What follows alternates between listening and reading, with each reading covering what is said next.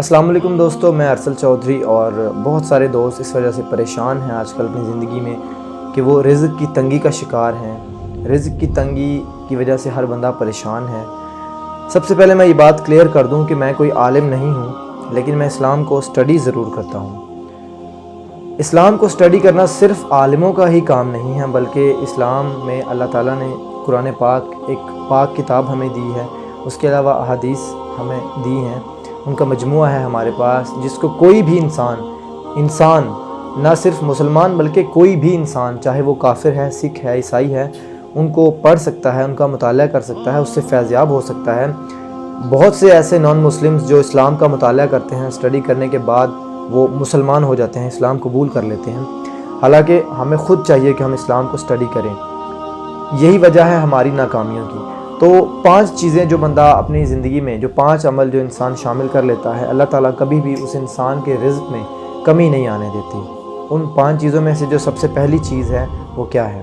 سب سے پہلی چیز یہ ہے کہ اپنے آپ کو اللہ تعالیٰ کا فرما بردار بنا لیں، اپنی زندگی سے اللہ کی نافرمانی کو ختم کر دیں۔ اللہ تعالیٰ جو انسان سے چاہتا ہے، اللہ کے اکارڈنگ اپنی زندگی کو اسی راستے پر چلا لیں، کیونکہ اللہ تعالیٰ کا وعدہ ہے، قرآن پاک میں اللہ نے فرمایا ہے، اللہ نے وعدہ کیا ہے کہ جو شخص میری فرما برداری کرتا ہے اور میری نافرمانی کو چھوڑ دیتا ہے، میں کبھی اس کے رزق میں کمی نہیں آنے دوں گا، بلکہ اس کو ایسی جگہ سے رزق عطا کروں گا کہ وہ سوچ بھی نہیں سکتا۔ نمبر 2 پہ جو چیز آتی ہے وہ ہے کثرت سے استغفار کرنا، اللہ تعالیٰ سے اپنے گناہوں کی معافی مانگنا، اپنے گناہوں پر شرمندہ ہونا، اپنے گناہوں کی اللہ تعالیٰ سے توبہ کرنا، استغفر اللہ پڑھنا، استغفار کرنا، یہ اپنی زندگی میں شامل کر لیں، کیونکہ اللہ تعالیٰ کا وعدہ ہے قرآن پاک میں کہ جو بندہ استغفار کرتا ہے، اللہ تعالیٰ اس کے رزق میں اضافہ کر دیتا ہے، اس کے رزق میں برکت ڈال دیتا ہے۔ اللہ تعالیٰ اس کو ایسی جگہ سے رزق عطا کرتے ہیں کہ وہ بندہ خود حیران ہو جاتا ہے کہ مجھے رزق کہاں سے مل رہا ہے اتنا۔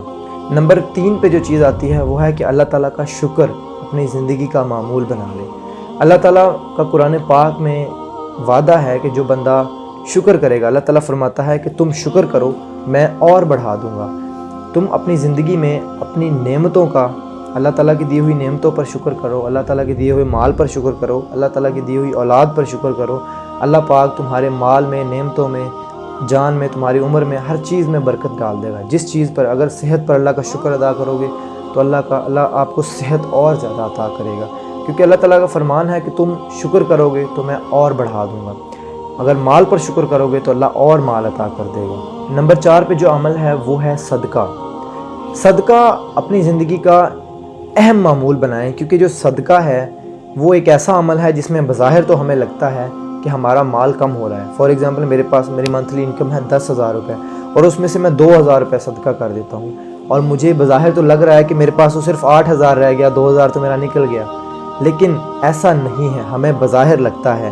جب آپ وہ 2,000 روپے صدقہ کرتے ہیں، کیونکہ صدقہ ایک ایسا عمل ہے جو اللہ تعالیٰ کے ساتھ بزنس ہے، اللہ تعالیٰ کے ساتھ تجارت ہے، اللہ تعالیٰ کو قرض دیا جاتا ہے۔ اللہ تعالیٰ کا فرمان ہے کہ صدقہ کرنے کا مطلب ہے مجھے قرض دینا، اور اللہ تعالیٰ اس قرض کو کئی گنا بڑھا چڑھا کر تمہیں واپس کرتا ہے۔ اللہ تعالیٰ ایسے طریقوں سے رزق عطا کرتا ہے، کبھی آزما کے دیکھیے گا۔ جب آپ اللہ کی راہ میں کسی صحیح حقدار کو صحیح راستے پر صدقہ کریں گے تو آپ کو وہ صدقہ ایسے طریقوں سے وہ مال واپس آتا نظر آئے گا کہ آپ حیران ہو جائیں گے۔